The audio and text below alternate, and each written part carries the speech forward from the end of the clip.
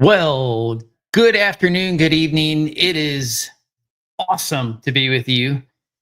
I hope your Friday is going well wherever you are, whether you're watching live or if you might be watching this on a rewatch session. If you're binge watching, welcome. I'm grateful that you're spending time in Revelation.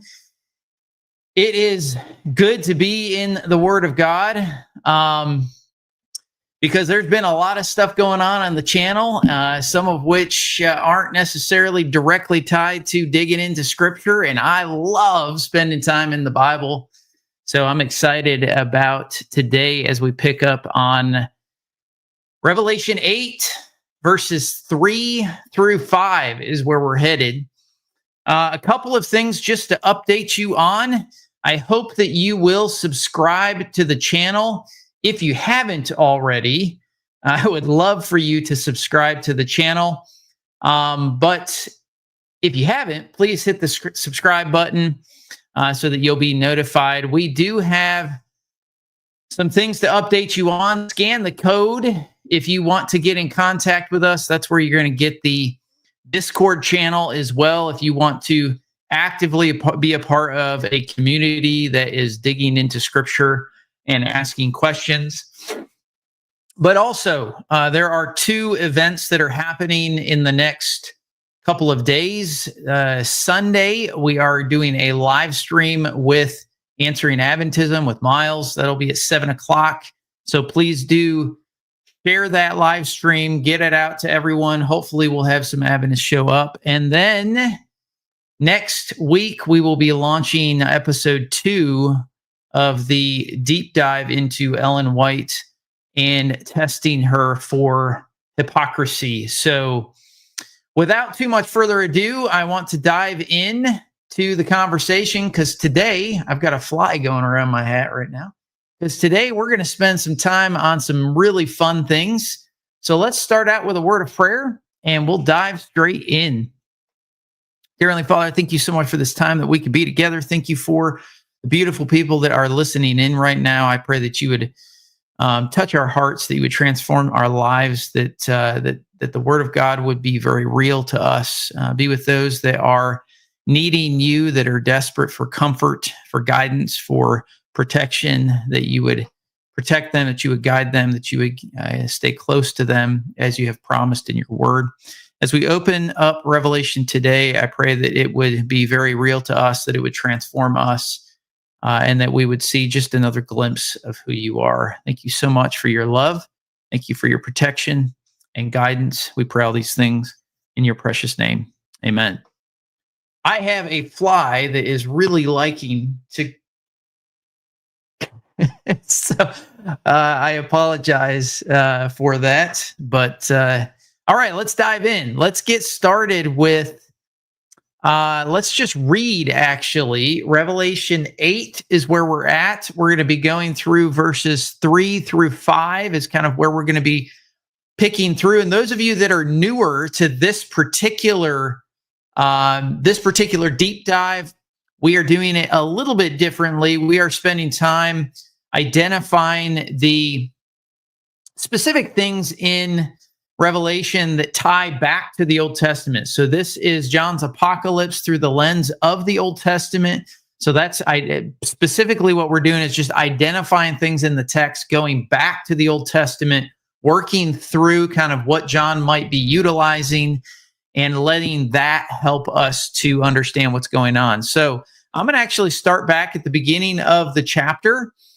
And this is Revelation chapter 8. When the Lamb opened the seventh seal, there was silence in heaven for about a half hour. Then I saw the 7 angels who stand before God, and 7 trumpets were given to them. Verse 3, and another angel came and stood at the altar with a golden censer, and he was given much incense to offer with the prayers of all the saints on the golden altar before the throne. And the smoke of the incense with the prayers of the saints rose before God from the hand of the angel. Then the angel took the censer and filled it with fire from the altar and threw it on the earth.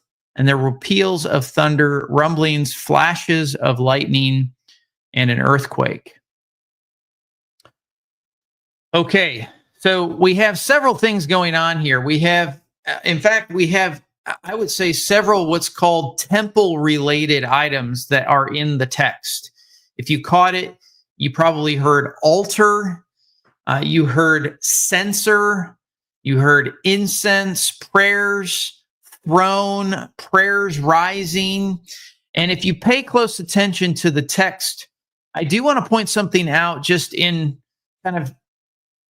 passing to kind of get you thinking about a few things. So notice that we actually have the prayers of the saints on the golden altar before the throne. So just think about how that is in context to the timing of this is the seventh seal is opened. Now the scroll can actually be read. Okay, the seventh trumpet, there's a pause. We talked about that last time. But yet we still have like the prayers of the saints. We have smoke being raised. So just kind of think of those things as we get into this, and we'll kind of unpack the details as we're going through this. So I want to pick up on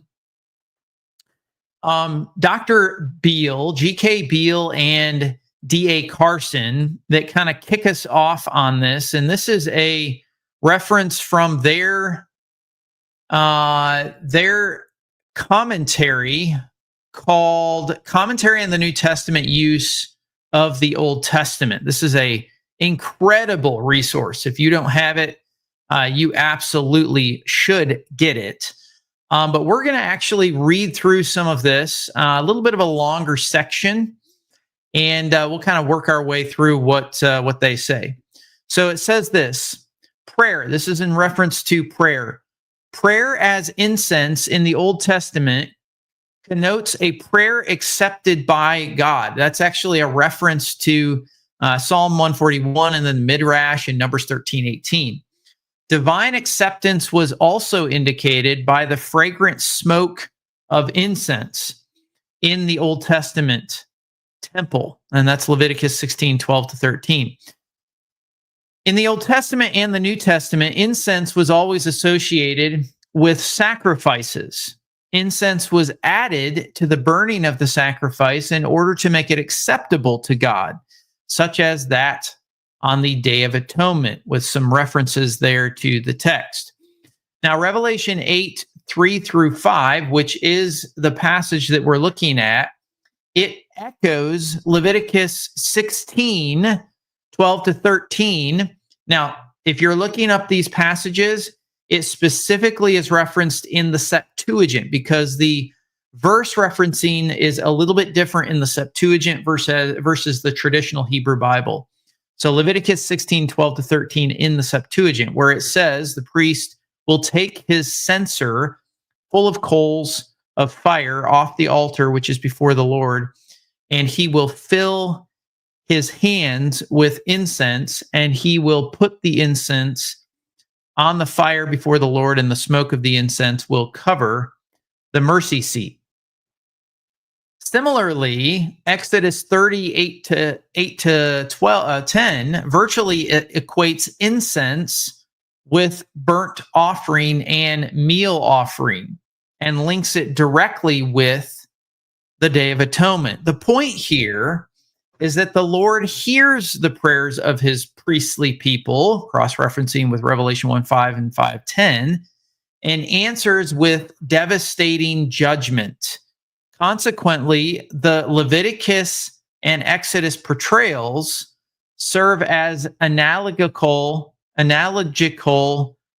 precursors for Revelation 8, verse 4. All right. A lot going on here, okay? So who are the priests in the book of Revelation? Specifically to the verses that, we've referenced some of this, okay? But as a reminder, priests in the book of Revelation would be understood as believers. So believers, and the believers are the ones that are being portrayed as being martyred, the ones who are actually suffering. So the point here that I think John is getting at, the point here is that the Lord hears the prayers of his priestly people, just like using the Leviticus imagery for the Day of Atonement. And he connects those prayers with the prayers of those Old Testament figures, which God accepts. Now, at the very end of this passage that we were reading, we read this section here. Okay, so what does God do in answering his people? Well, he answers with devastating judgment. And that is consequently the Leviticus and Exodus portrayal kind of serves as this precursor, okay? This analogy precursor for Revelation 8:4, which is where we're at. So again, it's going to be important to understand that Leviticus and Exodus are precursors. If you don't have a good understanding of what's going on in those two books, it's harder to understand what's going on in Revelation chapter 8, since the specific referent here in the text, if you're not paying attention, you wouldn't know this, but it's referring to the Day of Atonement. These are items that are directly connected to the Day of Atonement, and that really matters. It really matters to understanding what's happening, okay? So just think about this for a second, okay? Think about the imagery that we've just kind of pieced apart, that we've kind of talked about, okay? Really, the rest of the book, all the way to Revelation 22, verse 5, we're in chapter 8. The rest of the book, in my opinion, and there are many other scholars that will agree on this, the rest of the book is the content of the scroll that had been sealed before, but is now opened. Okay, it's all this apocalyptic judgment stuff. So the world is going to be basically decreated. This creation and decreation, chaos being restored back to an Edenic perspective, recreated into the new Eden, which is ultimately what happens at the end of Revelation, is really taking us back to what happened at the creation account when we have the Edenic ideal going on in Genesis. So there's a chaotic beginning, a chaos, and God is going to bring order. We see that in Genesis, order to that chaos. He produces a world that can be inhabited by humanity, and then we've got this Garden of Eden, this paradise, this paradiso, okay, that is a portion of the world itself. So we have this same process actually going on in this reference of what's happening in Revelation. What was the Day of Atonement for specifically? Well, actually, we're going through this at the church that we're attending right now. But the Day of Atonement is, for all intensive purposes, is an Israelite reset. It resets the entire nation back to its ideal. It's an alignment day. Okay.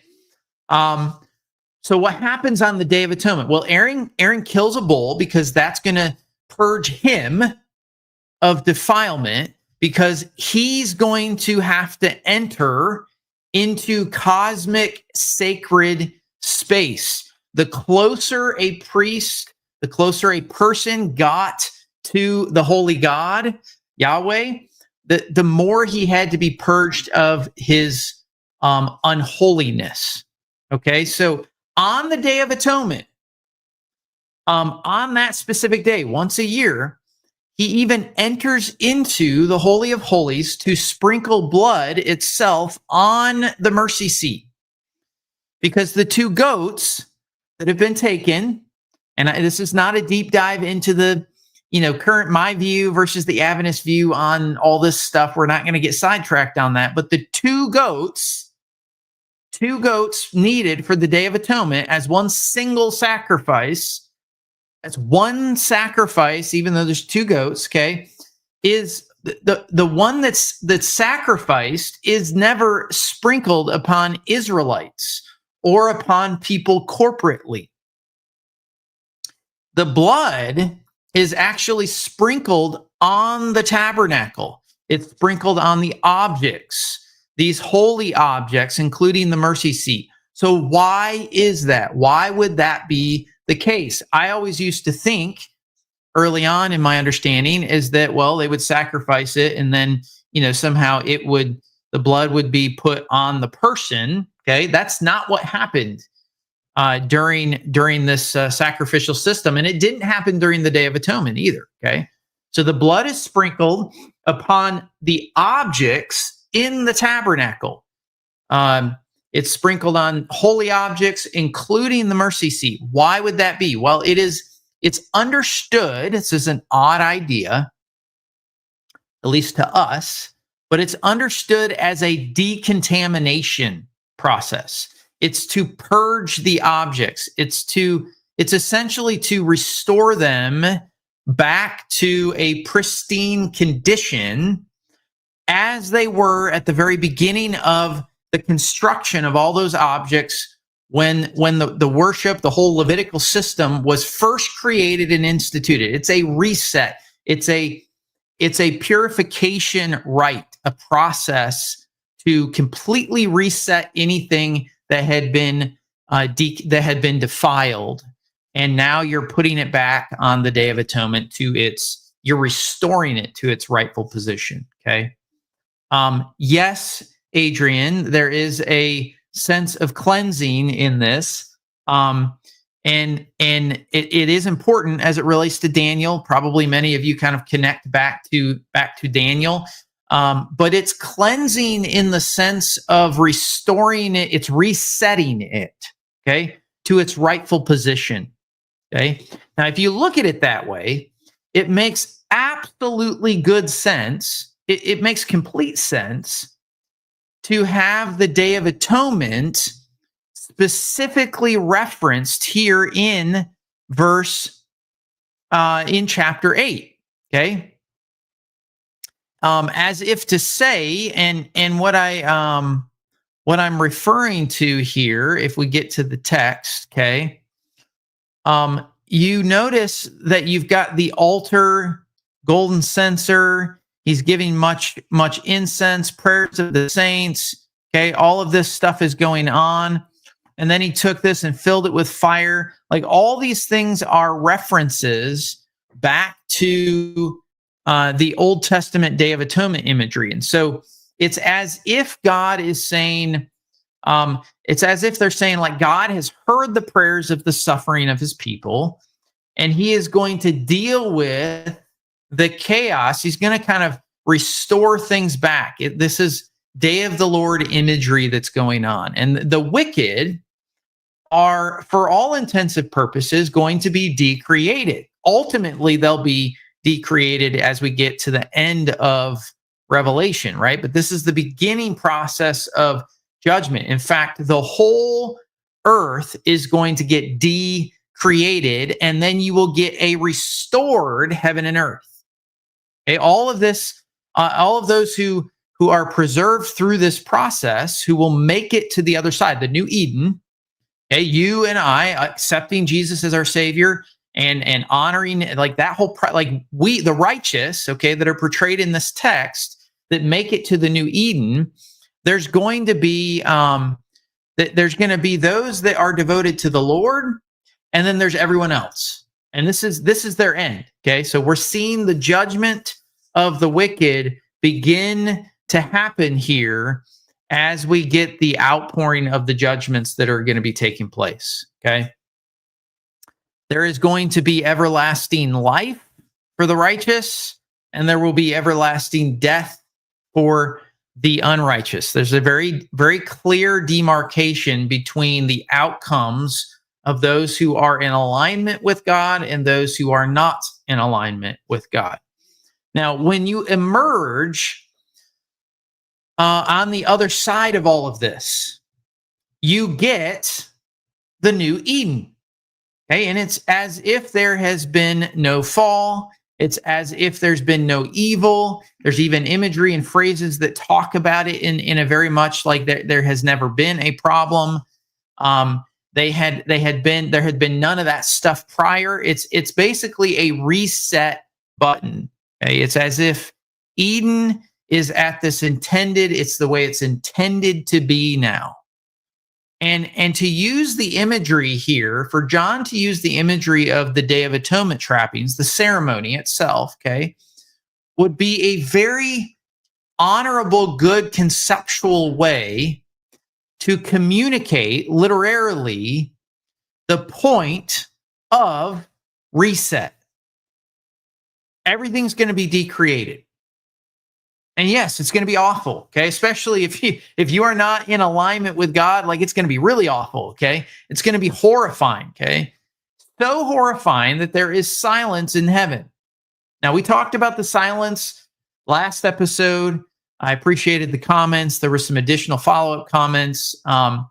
So the judgment that we see is so horrifying that there is this pause in heaven, this pause for a half an hour. Okay. And we talked about that, like I said, last time. But on the other side of it, there's restoration. There's a renewed heaven and earth. Okay. All of those things. And so these hooks, and that's what we're looking for in this study, right? We're looking for, there goes that fly again. He needs to be decreated.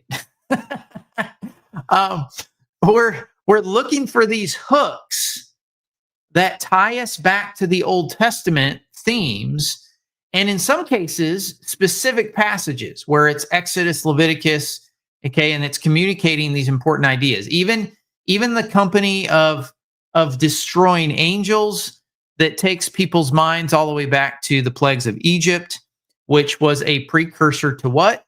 It's a precursor to the deliverance of the people of God. So all of these things are going to have ties. It's essentially it's the initial stage of arriving at the promised land. If you were a Jew, that would be kind of the imagery that you would get. So all these themes are important to sort of cast what's going to happen. Stupid fly. Someone send the fly Ghostbusters. So all of this is, it's important to cast what's happening from an imagery standpoint and associate it with the judgment of the gods of Egypt, because we're going to get into the plagues. We're going to get into what happened in Egypt, and there are parallels to what was going on. So again, if you're not cueing yourself to the Old Testament, you're going to miss those things. All right, so God's people, if we think about Egypt for a second, God's people were living in Egypt before they enter the promised land. The descendants of Abraham, they're in Egypt. And so chaos and the gods that helped created it get destroyed. That's the concept. They're dealt with. They're judged. Again, you can find this back in Exodus, okay, when we get to the plagues, and we're going to deal with a lot of this when we get to the actual plagues coming up here, okay? So that's one set of imagery that's going on. We get this plague, Egypt in imagery. The other set of imagery that I think is coming into play here is the Day of Atonement, the reset button imagery, okay? All of these things are important to communicate something. All right, now let's go to verse 5 real quick. And it says here, then the angel took the censer and filled it with fire from the altar and threw it on the earth. And there were peals of thunder, rumblings, flashes of lightning, and an earthquake. Now, there is similar words here that should be familiar to us already. There are items like the peals of thunder.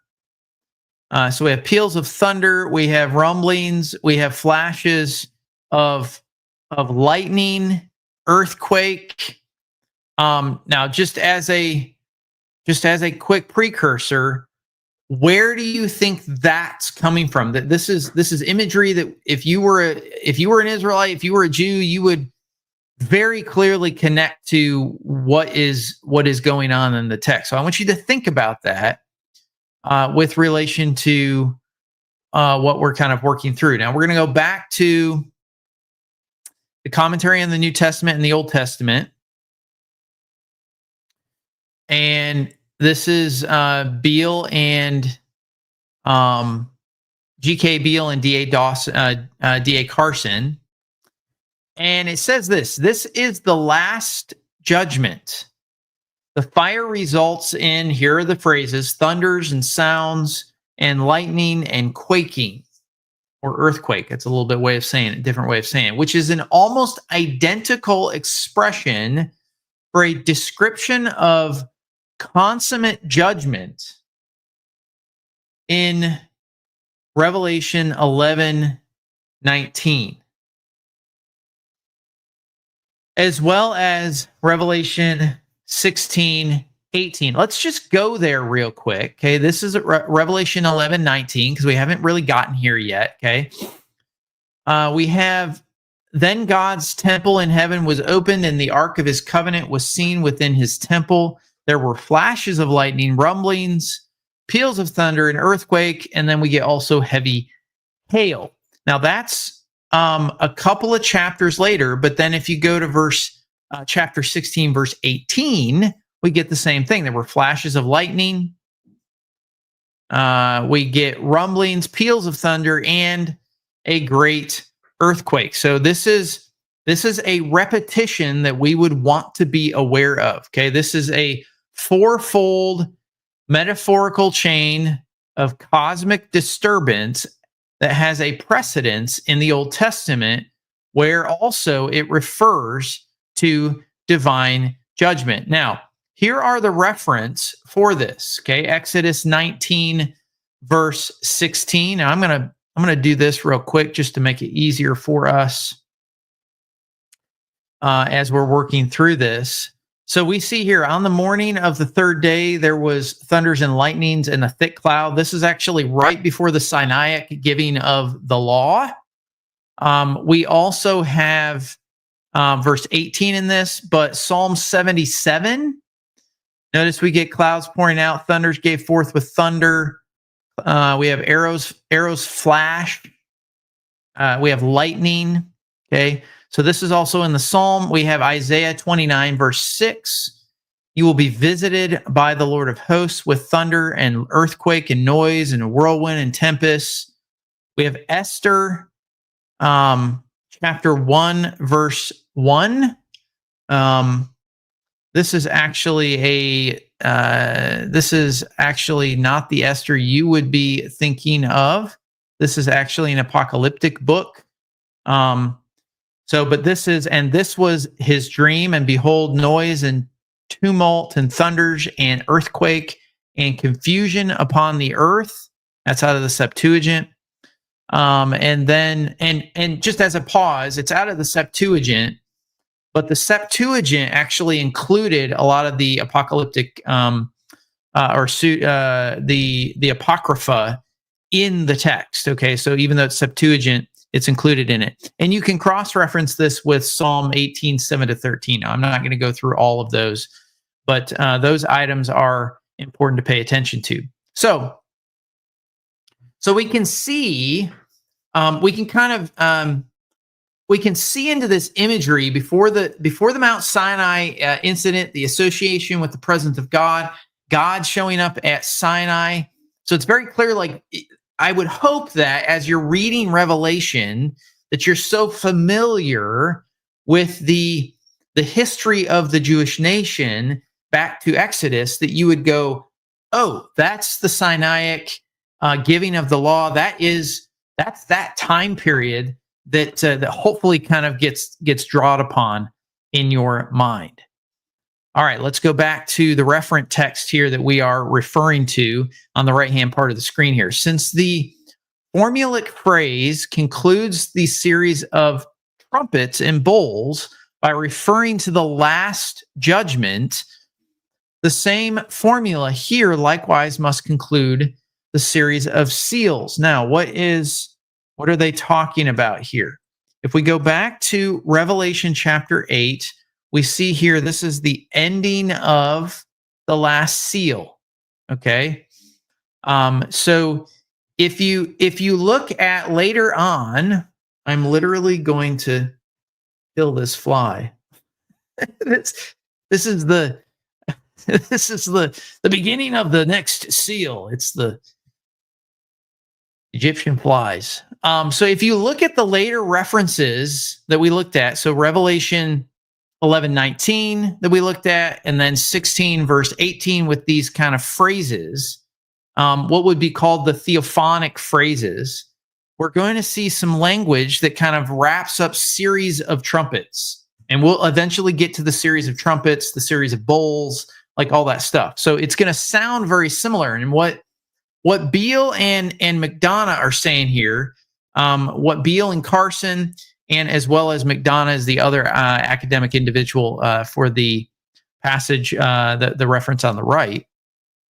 What they're saying is that it's because it's concluding a series of seals. When the seals are done, you get this thunder, lightning, quaking language.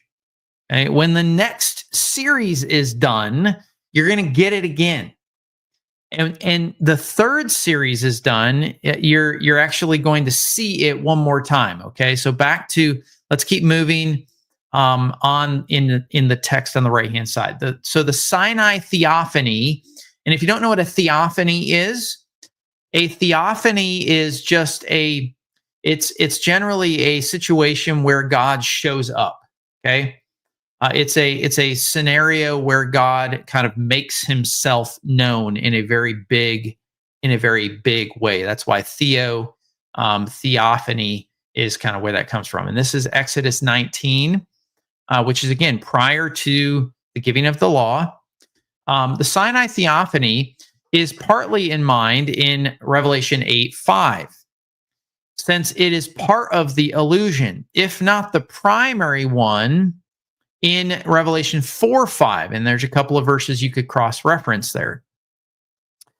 Sometimes the earthquake is found listed as part of a series of cataclysmic signs that are woes primarily to the final cosmic destruction, but are not part of it. And there are also some further references. These are apocalyptic, pseudepigraphic, and let's see, this is the apocalypse of Abraham, and then Matthew 24, verse 7, which is for nations will rise against nation and kingdom against kingdom, and there will be famines and earthquakes in various places. Okay. But they're just going to continue on here, but whenever there is explicit allusion to the Sinai or Exodus earthquake as an eschatological event, it is a sign of climactic destruction of the world. The same is true when the earthquake is mentioned as the sole eschatological sign. Okay. I think that's a pretty important kind of piece to note. So if you're taking notes on this, I want you to kind of note that anytime you get this allusion to the Sinai earthquake thing, okay, the theophany, it's important. It's a sign of it's a climactic destruction is the way they're saying that of the world. Let's keep moving. Not only are the virtually identical phrases in these passages all Sinai allusions, but also they are linked together by the theme of final judgment. Now, Bauckham, which is another Richard Bauckham, another scholar, has observed that these phrases form a progression sequence of allusions to Exodus 19 that systematically build upon one another. Now, this is very, very fascinating. So we have Revelation 4:5, okay, lightning and sounds of thunder. We have lightning, rumblings, and peals of thunder. We have Revelation 8:5, Revelation 11:19, and then Revelation 16:18 to 21. So kind of moving through, there's this progression that's going on, and it ties all the way back to Exodus.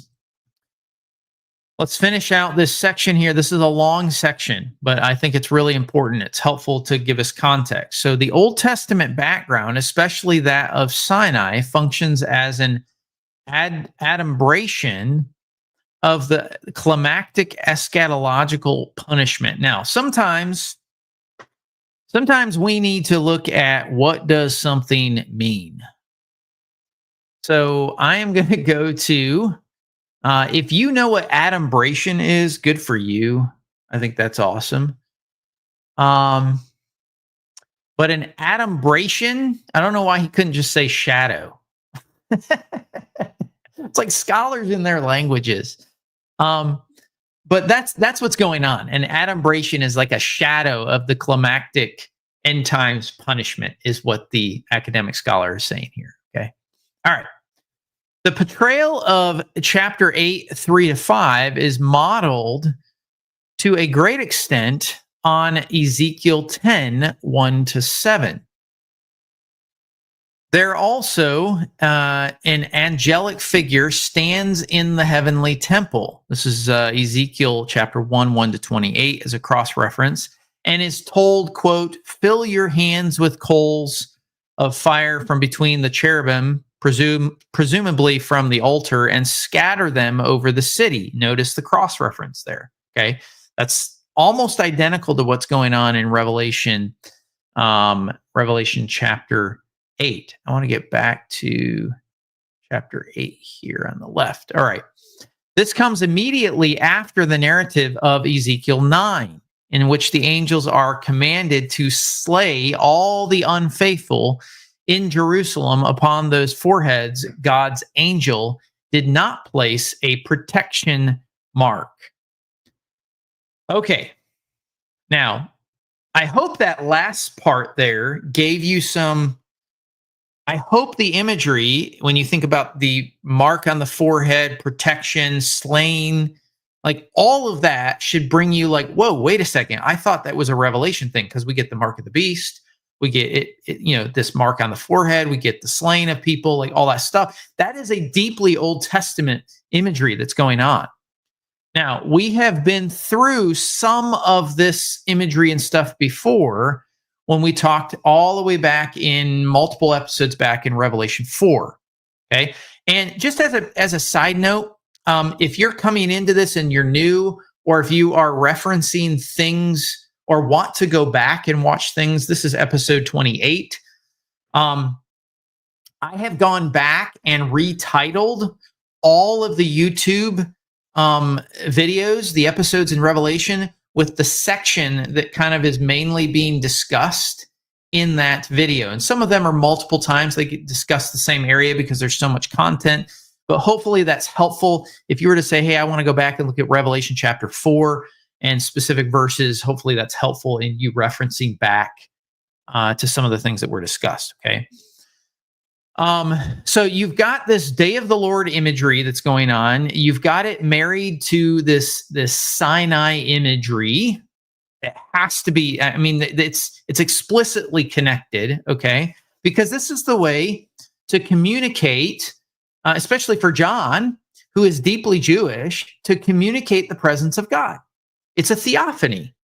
Okay? The wrath of God, judgment, God being the agent behind all of this. It's God seated on his throne. And in Sinai, with the Sinaic kind of theophany, it's God on a mountain. Okay, there's this, and again, the mountain is another way of understanding the heavenly temple. Heavenly temple imagery is also, and again, this is ancient Near Eastern thought, but gods resided on mountains. God resided in temples. They resided in gardens. Like all of that imagery was very deeply ancient Near Eastern and Mesopotamian as well. So this would be considered the heavenly abode. Now, back to Sinai for a second. It's this earthly abode that this particular mountain is connected to. Okay, so this is a special mountain, and it's an earthly mountain that God actually kind of is located at.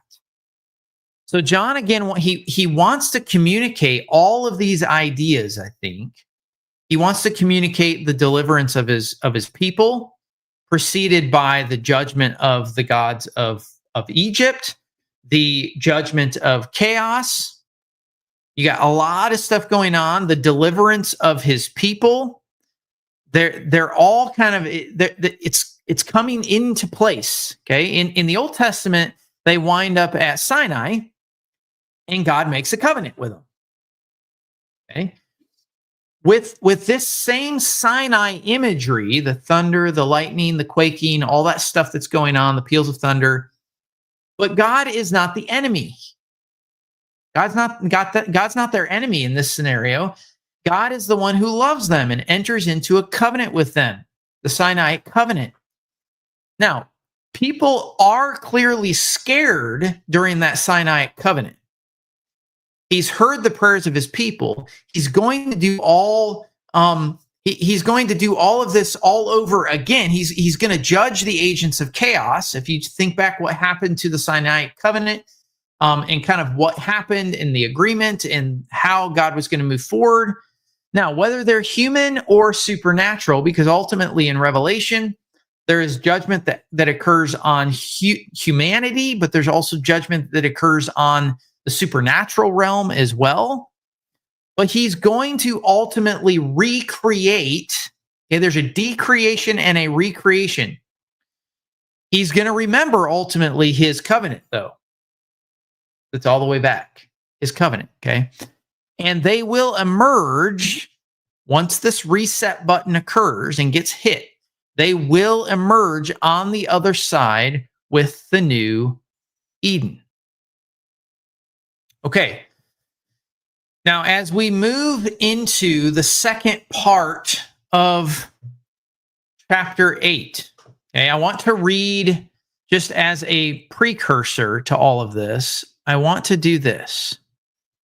I actually want to read through all of chapter 8 just to get a kind of an overarching view of this again, to get context. Okay. Yes, Kevin James, I agree, and I'm grateful that you're here.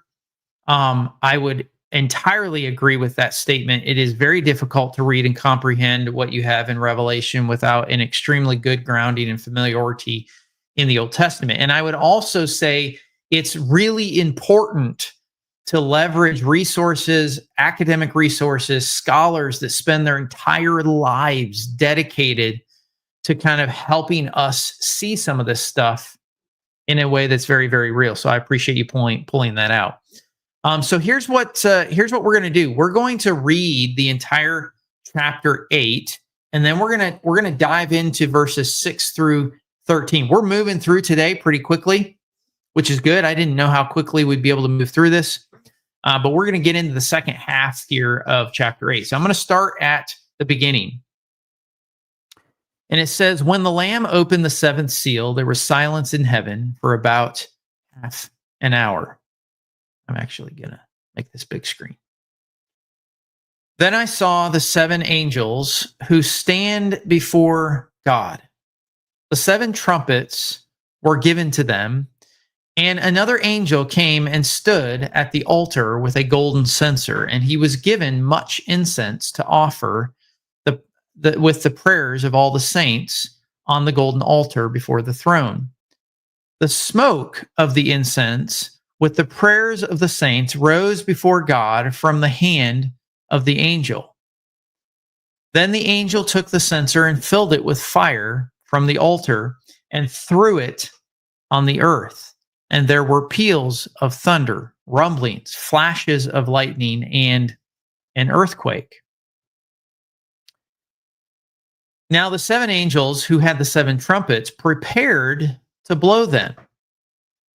The first angel blew his trumpet, and there followed hail and fire mixed with blood.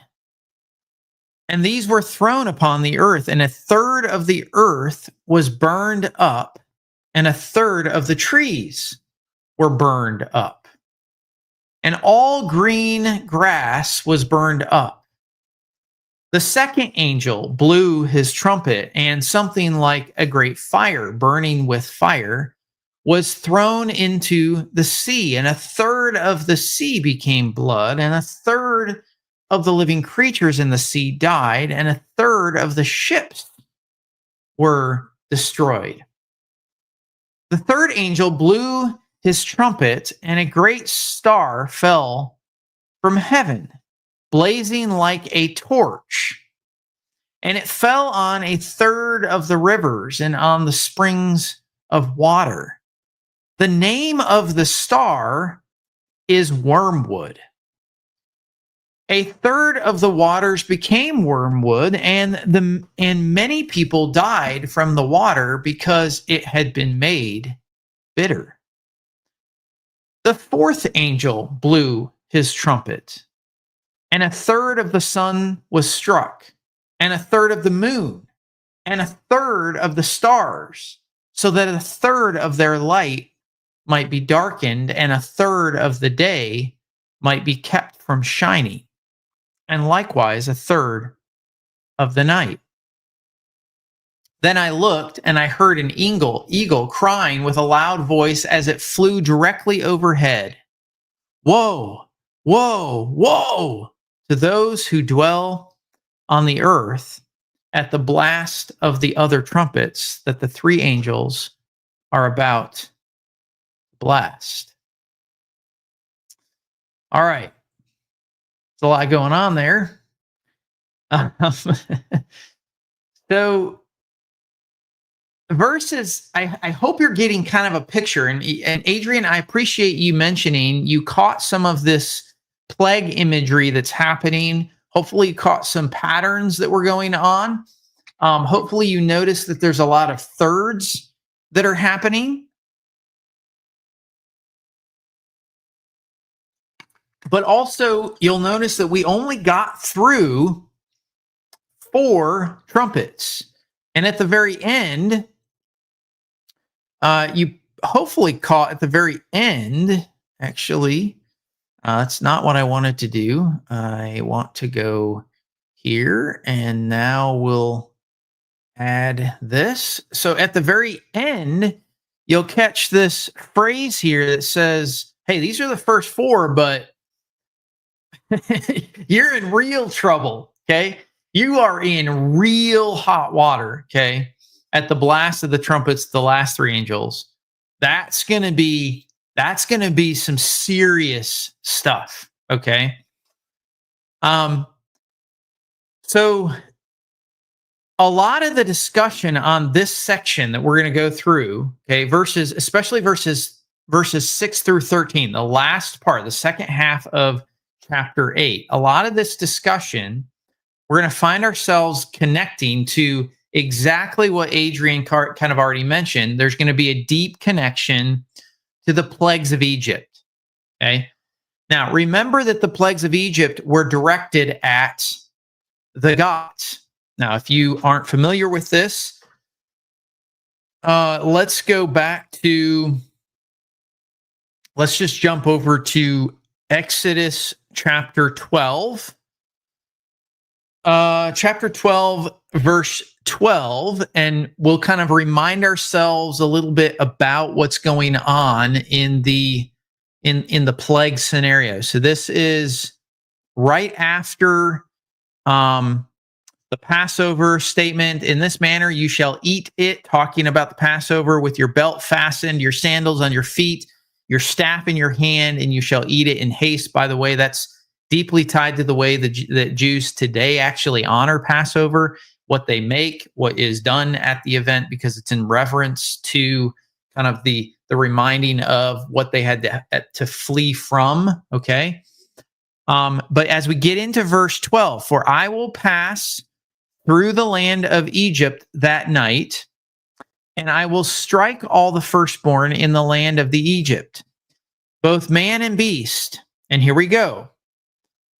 And on all the gods of Egypt, I will execute judgment. Now, just so you are familiar with this, okay?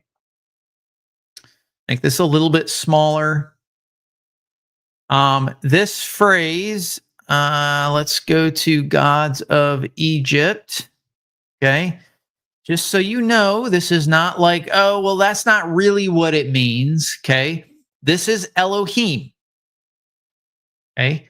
Now, this is not going to be a deep dive on the word Elohim, but understand that Elohim is the same word that gets used in Genesis 1, okay? Elohim. It gets used in passages for demonic beings. So again, if you don't have a good kind of categorical understanding of the Hebrew Elohim, the Hebrew word for Elohim, you may have a hard time kind of understanding and grasping this, but we shouldn't be surprised at this kind of connection. This is a connection that we get all the way back to Deuteronomy chapter 32 when we get to verses 8 and 9, where it says, when the Most High, now this is just, again, background context, Deuteronomy 32 is the Song of Moses. And this is kind of the last kind of thing that Moses says before he ultimately dies. He's reminding the people to not forget about this stuff. And he says, when the Most High, he says, don't forget, consider the years of your generation, ask your fathers, and they will show you, your elders, and they will tell you. And what are they going to tell you? They're going to remind you of when the Most High gave the nations their inheritance, when he divided mankind. What did he do? He fixed the borders of the people according to, and here we go, the sons of God. By the Lord's portion, he took on the inheritance of the allotted heritage. Now, this is not a deep dive here. You're going to see this God word is missing, okay? This is the Masoretic text, which is Yisrael. If you go to the Septuagint, you're going to find, according to the angels of God, Angelon Theo, that's the word that you would use for God. If you go to, I'm curious, if you go to the NRSV, what it might say. This is me just messing around a little bit here. According to the number of the gods, Mispar, that's an interesting translation.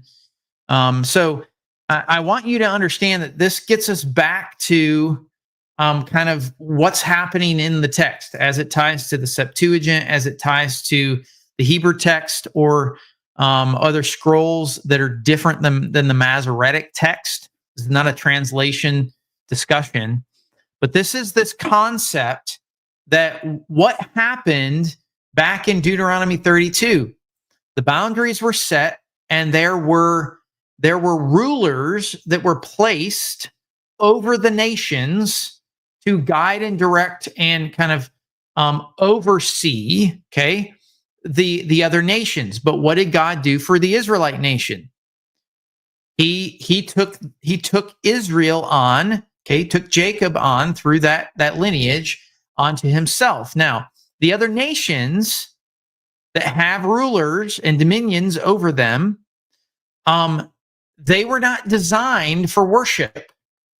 Those nations were not designed, the gods were not designed to be worshiped. They were to be there to guide, protect, to give guidance over, okay? And I'm kind of getting a little ahead of myself in all of this, but I want you to at least understand the connection to what's going on. Let's kind of jump back to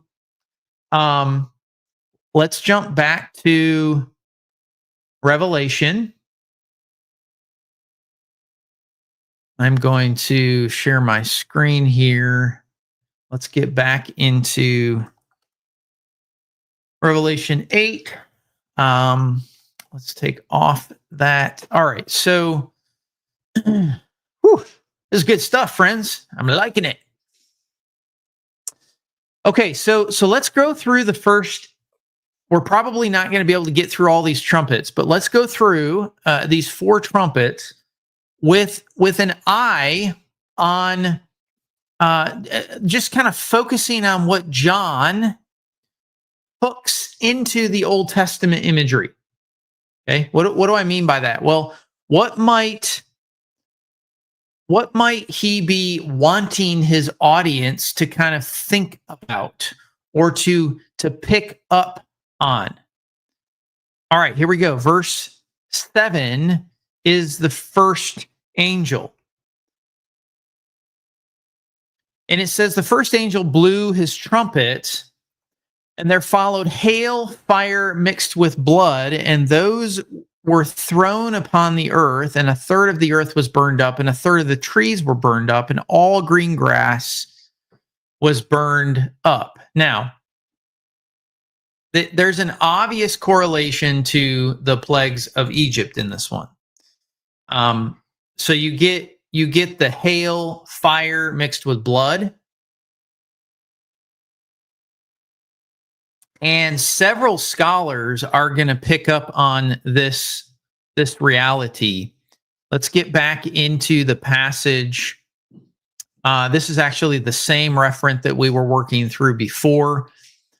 So here's what G.K. Beale and Sean McDonough worked through. The verse is patterned after the Egyptian plague of hail and fire in Exodus 9:23-25 from the Septuagint, where it says, and the Lord gave, hail and fire ran upon the land, and the Lord rained hail upon all the land, and there was hail and flaming fire mingled with the hail, and the hail struck in all the land, and the hail struck all the vegetation in the field, and the hail shattered all the trees in the field. So both, I'll kind of leave off the next section for just a second. So there's a little bit of added detail if you go to the Septuagint and look this up, and that's what's going to be really important. Let me actually go to the Septuagint real quick. Let me take this off, and let's go to Exodus 9:23-25.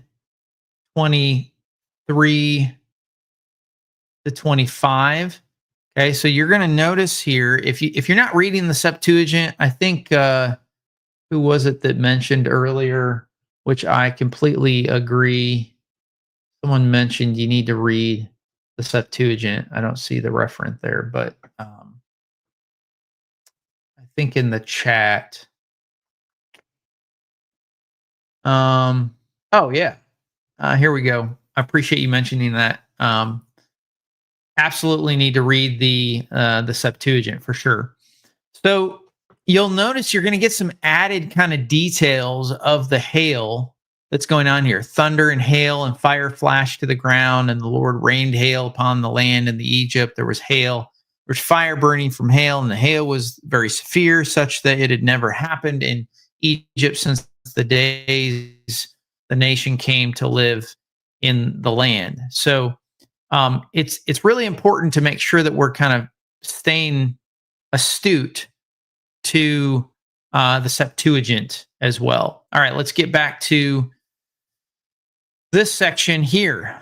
Both Exodus 9 and Revelation 8:7 present an affliction of hail together with fire sent from heaven against 3 parts of creation. That's going to be important. 3 parts of creation: the earth or land, the trees, and the grass.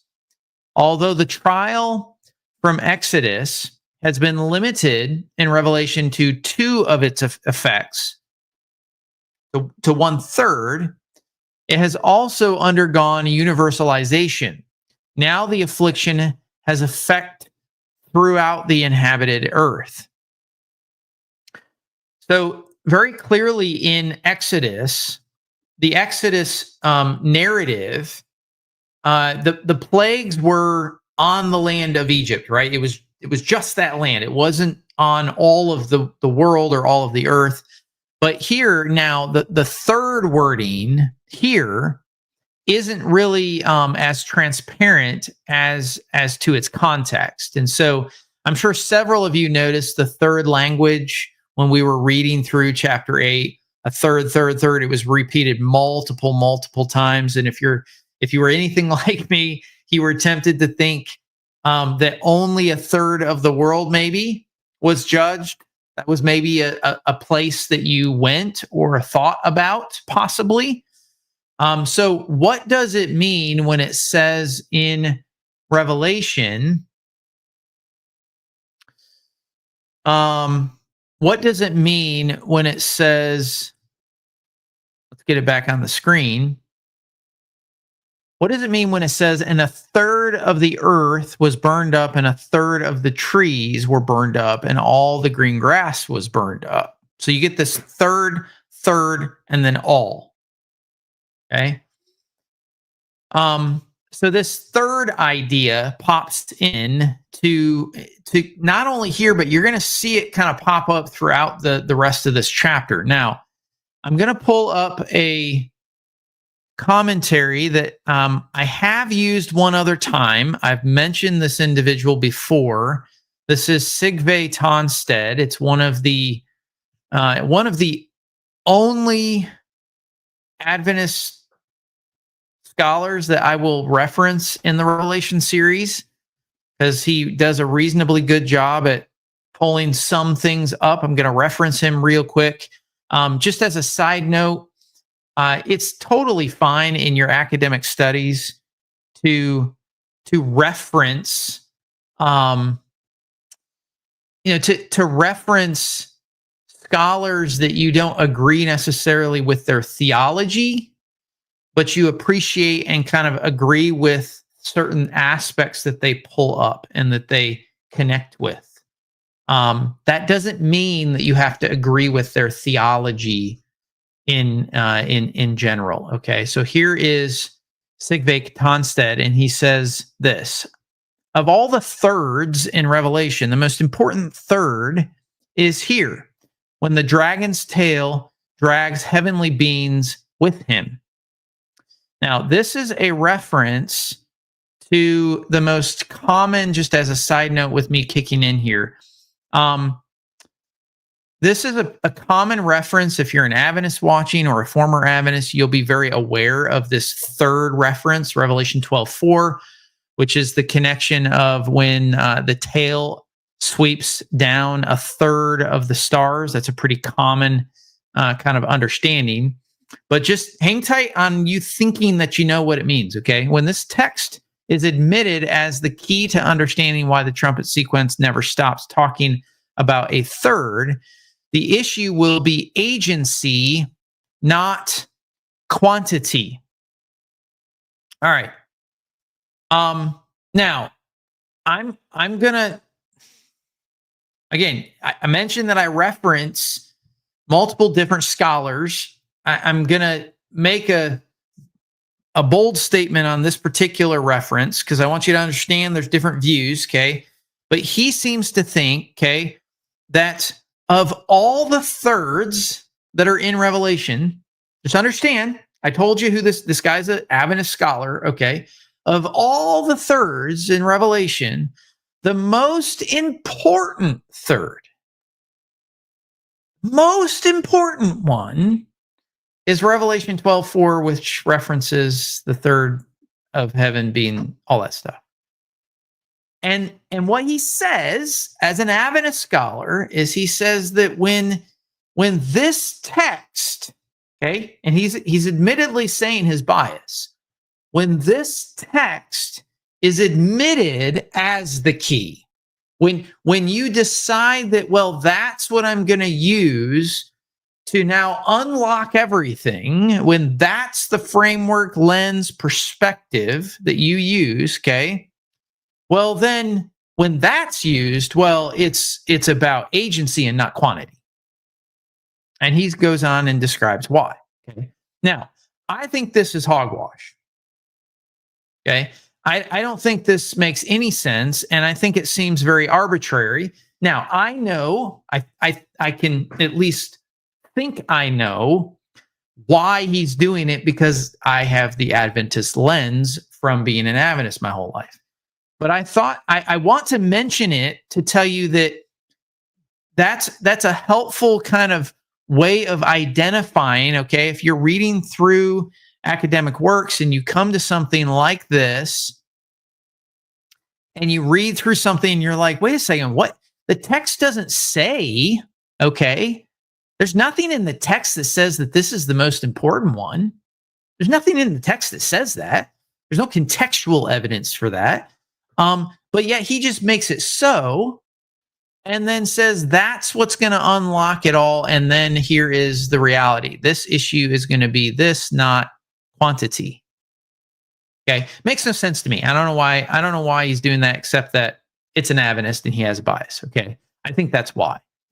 Now he's going to come up later when we talk about different trumpets. Okay. But a more common approach to the third language that we're going to deal with is actually in reference to David Aun. Now, this one I have to pull up real quick. Give me a second because it's not properly pulled up in my notes, but I will search it, find it, make it happen. Give me a second. All right. Here we go. So this is now taken out of David Aun's commentary, which is, we have referenced this multiple times. This is the World Biblical Commentary, David E. Aun. It's a fabulous commentary. And again, I've said this before.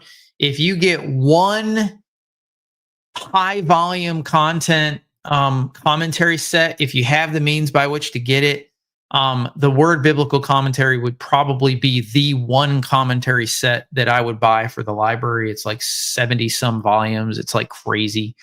And it's not cheap, but man, the content is incredibly dense and good. Jose, it's good to have you. Thank you for being here. I appreciate, absolutely appreciate you being here, and thank you for your comment. It's good to have you.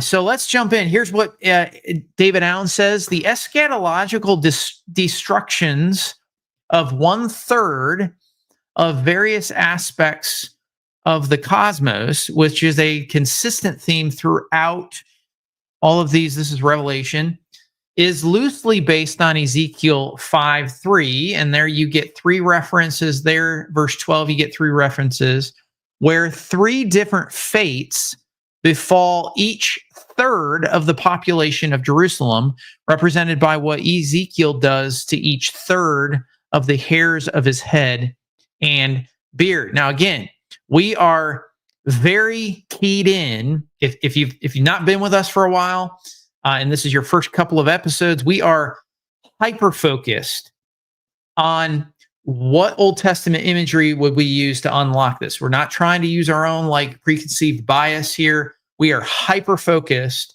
on what is the Old Testament imagery that John might be using, and then let that potentially feed into and kind of percolate to the top of our interpretation on what might be going on here. So Aun thinks, he's very clear. Aun thinks that the third language, it's not what Tonstad said. He's not pulling in this idea of, the third of the angels, or actually the stars, that's the most important thing, and that needs to be the thing that you kind of use as a lens. He's saying, no, the third language has something to do with Ezekiel 5. I think this makes way more textual sense and Old Testament sense than what Sigve Tonstad does. But honestly, not a whole lot more sense. Okay. So this is one of those, I'm walking you through the different kind of scenarios that you might run into. I think Tonstad is like, he's off his rocker. I think this is it's a good connection. Okay. But I don't know if it has as much explanatory power as where we're headed. Okay. But basically, it amounts to using the third judgment language that's on Israel that goes all the way back to Ezekiel to describe the judgment of the world that's going on in Revelation 8. And I can absolutely see some connections here. I think that that's an interesting parallel. I think it's loosely based on, kind of the Old Testament. I don't know that I would go that direction. Beale, which is another one that we've been kind of running on. Now, this is a different resource, okay? This next resource here is from G.K. Beale's Book of Revelation, huge, thick book. This is actually out of the New International Greek Testament Commentary. This is probably one of my favorite commentaries. This one and Alan I bounce back and forth on. There are others. I've referenced them, but this really dense stuff. And so Beale says this, and he doesn't rule out Ezekiel 5. He's not saying it's not there, okay? But he kind of proposes something else that might be a little bit better. And he says this, in both Exodus 9 and Revelation 8:7, hail and fire is sent from heaven against three parts of creation: earth, trees, and grass. Now he goes on, further on, and says this.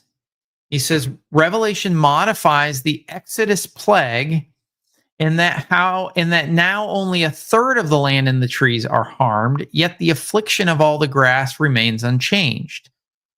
Though the limitation to 1/3 may be carried over from the previous clauses, as is more clearly the case in Revelation 8:11, although in one sense the trial has thus been limited to its effects, it has also been universalized in that it now has effect throughout the inhabited earth and not just within one nation. Now, he's going to go on to offer another possibility that draws on the Old Testament, but it's not actually from it's not from Ezekiel 5. So this is where he goes. Revelation 8:7 might also evoke Zechariah 13:8 and 9. And I believe it was Adrian that mentioned to me privately. I think, Adrian, you're working through Zechariah a little bit, so this might be an interesting parallel to this. But if we go over to Zechariah 13:8 and 9, it says this. I'm going to put it this way a little easier. In the whole land, declared the Lord, 2/3 shall be cut off and perish, and 1/3 shall be left alive. And I will put this third into the fire and refine them as one refines silver and test them as gold is tested. Okay, now let's go back to Beale and jump into what he's saying. Just give you context to what's kind of happening, okay? Revelation 8:7 might also evoke Zechariah 13:8 and 9, which says that at the end of time, a fiery judgment will affect thirds in Israel. 2 parts will be cut off and perish, while the third will be left in it. And I will bring the third through the fire.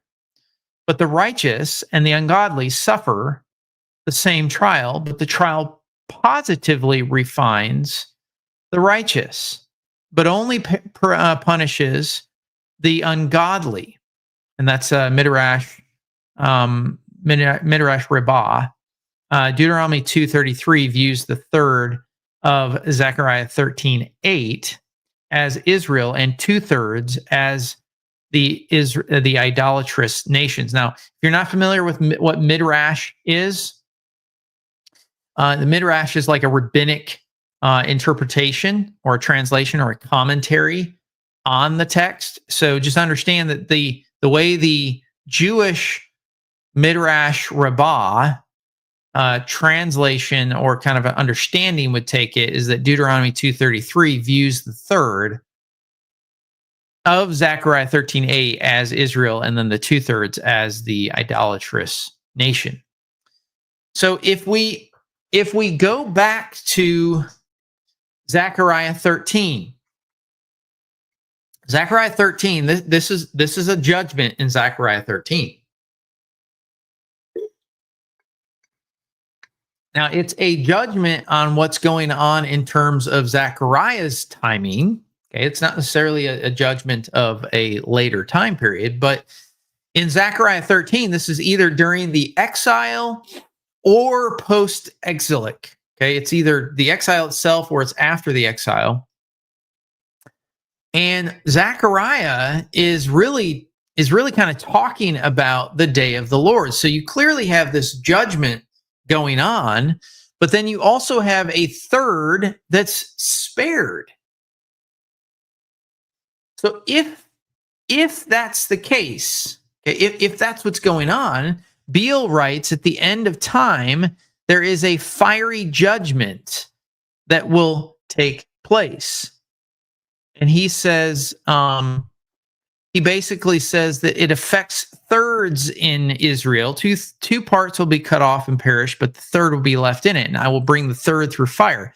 Both the righteous and the ungodly suffer the same trial, but the trial positively refines the righteous, but only punishes the ungodly. So this might have a little bit more, okay, again, explanatory power of what's going on in Revelation. Okay, we've looked at a couple of different scenarios. We looked at Tonstad, we looked at David Aune, and then we looked at kind of and this is why it's really important to kind of pull on different scholars. Okay, what does this one pull on? What does that one pull on? But I think this one has a little bit more explanatory power of what could be going on in Revelation. It might be fitting a little bit better the context of what's going on in Revelation 8 and Revelation 9, and then moving through the rest of Revelation itself. It's very clear that the righteous and the unrighteous are affected by the plagues and by the trials. It's not like only the unrighteous get it. Both righteous and unrighteous get some of these plagues, okay? But the righteous aren't going to be the ones that are ultimately destroyed. They're refined through the process, or they will be brought through it in some way. So remember back when we talked about the white robes? Okay, if it's been a hot minute since we've talked about that, but remember the white robes, it says that they will obtain because of the purification process, because they came through the Great Tribulation.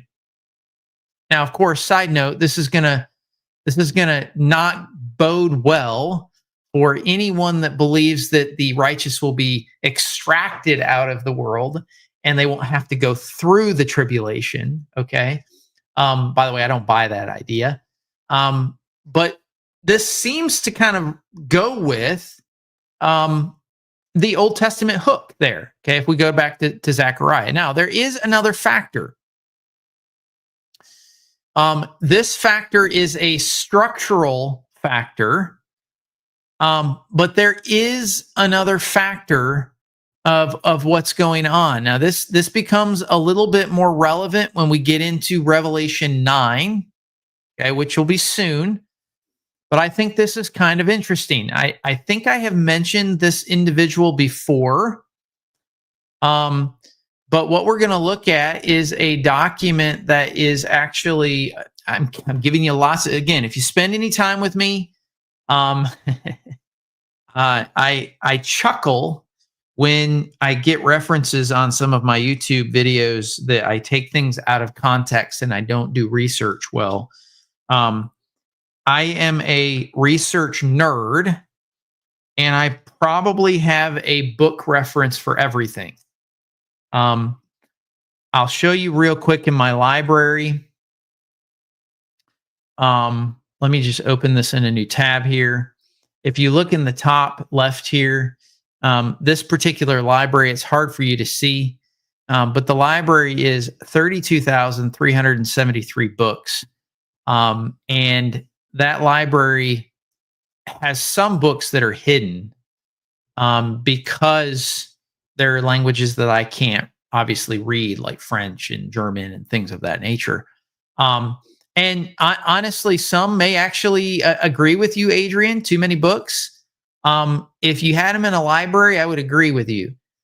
This is why I have them in my digital library, because I access them as I need to because of the powerful features and searches that I can perform when we're kind of looking at certain ideas in context. So this is one of the books that, as I've been doing my research, that became very, very interesting. Okay, the Old Testament and the Book of Revelation. This is Steve Moyes, and again, we're all about the Old Testament. Okay, and so what's fascinating about this is that Steve observes how the trumpet judgments in Revelation 8 and 9 parallel, and even some material in chapter 10 follow a theme in Joel and Amos. So this is fascinating. Okay.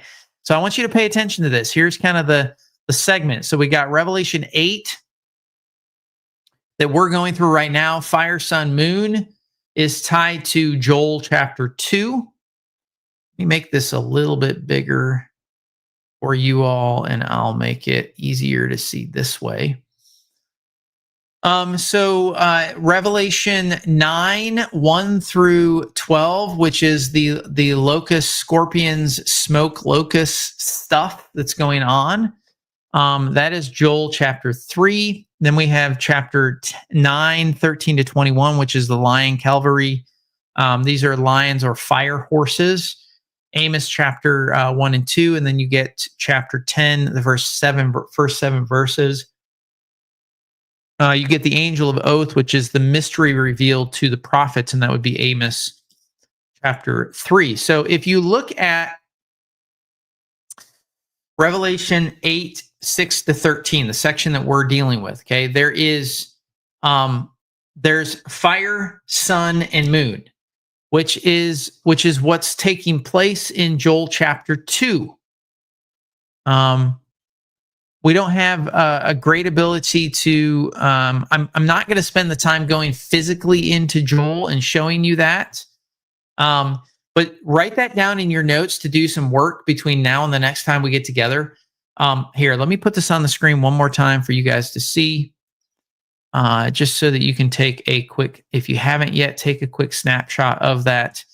But just, again, Revelation 8 gets the sun, moon, and fire that's in Joel chapter 3. Revelation 9, we're going to deal with locust scorpions and figures that look like locust scorpions. You get smoke that rises up, this chamber. You get locusts and what's going on. That's going to be a fascinating conversation when we get to it. I love that section.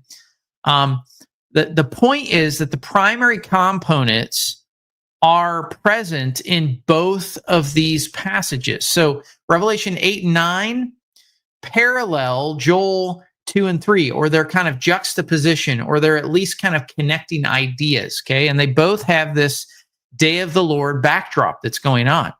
So then when you get to Amos 1 through 3, there seems to be some connections in Amos chapters 1, 2, and 3 that connect with Revelation 10. So we basically have a couple of Old Testament connections here. And this is where we're going to make this comment. I'm going to make one final note from Beale, and then we'll close up shop for the day. A couple of connections that you're going to want to possibly be aware of. You've got Old Testament connections, Revelation 8, 9, and 10, okay, are all going to be connected to maybe Ezekiel 5, maybe Zechariah 13, possibly Joel 2 and 3, possibly Amos 1, 2, and 3. Those are all the sections that if you want to get a good idea of what's going on in Revelation 8, 9, and 10, I would say spend some time in Ezekiel 5, Zechariah 13, Joel chapter 2 and 3, Amos 1, 2, and 3. Okay. Now, just a final note here before we exit out is we're going to jump back into Beale, okay? Because Beale notes in Revelation 8, 7 also that there might be he adds in this other thought. There might be Ezekiel 38, chapter 2, which refers to the final end time defeat of Gog by the Lord. I will judge him with blood and sweeping rain and hailstones, and I will rain fire on him. So it sounds a lot like Revelation. There seems to be some parallels going on there. Now here's his next comment. Jewish exegetical tradition. So again, this would be Jewish understanding. Jewish exegetical tradition used Ezekiel 38, verse 22, in connection with the hail plague tradition of Exodus and applied it to end time events. All right. So you might be wondering, why am I even bringing all this up? Well, as we're going to see, as we kind of move through the trumpet judgments, there's going to be similar languages that repeat in several of the different trumpet judgments as we get into Revelation chapter 9. Now, don't forget, and I'm going to kind of leave you with this. There is a huge debate. If you've spent any time in Revelation, okay, there is a huge, long-standing academic debate in Revelation that deals with chronology, the linear chronology of the events. Okay, linear chronology is typically the way a dispensationalist would be taught to explain Revelation. Okay, in a linear chronology. Other views are going to say no. You have what's called cycles of repetition that go on in Revelation. You have sets of things that just kind of roll through and repeat themselves. And so the book is not designed to be read chronological. Okay, now that's, if you're an Adventist or an ex-Adventist, that's more than likely the way you've been taught to understand Revelation, is chronologically, as kind of Christian history and then kind of an unfolding of events kind of thing until you get to the end. I'm not convinced that that's the way you should understand Revelation. I tend to prefer the cycles imagery. Okay.